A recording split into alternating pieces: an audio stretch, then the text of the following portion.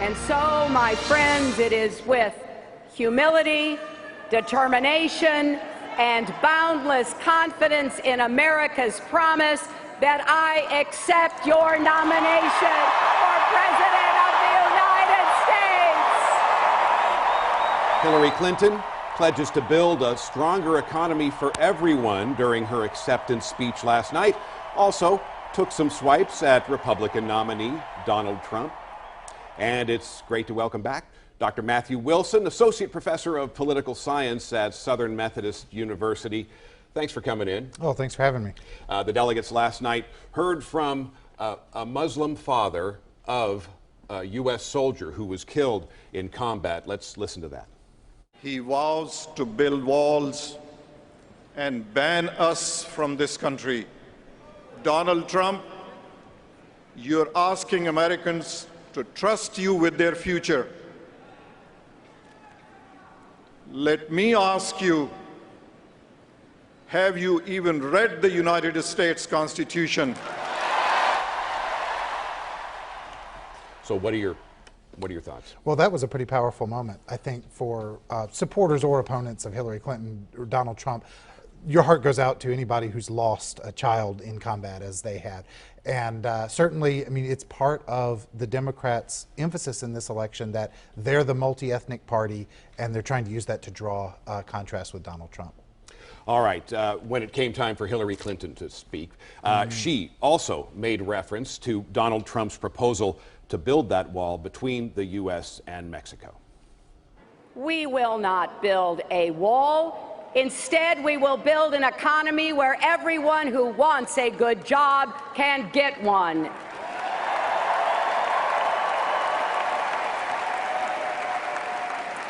And we'll build a path to citizenship for millions of immigrants who are already contributing to our economy.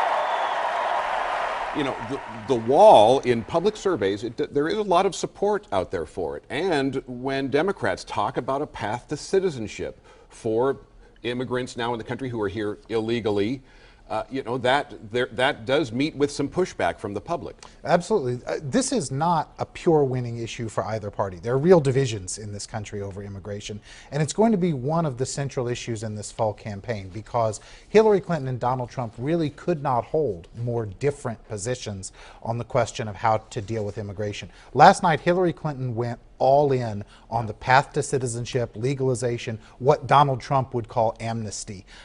Clearly, he's on the opposite side of that, so that's going to be a very vigorous debate this fall.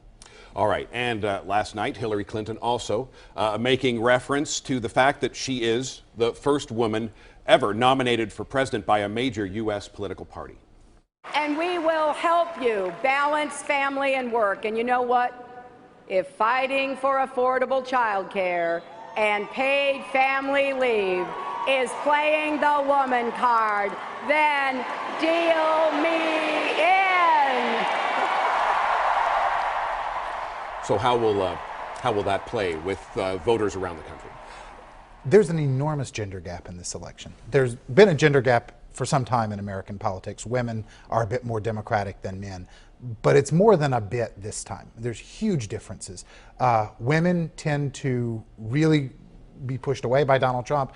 Men have tended to really be pushed away by Hillary Clinton. She's sort of doubling down on that, to continue the card metaphor, last night, and you know, that's going to be showing up all throughout the fall.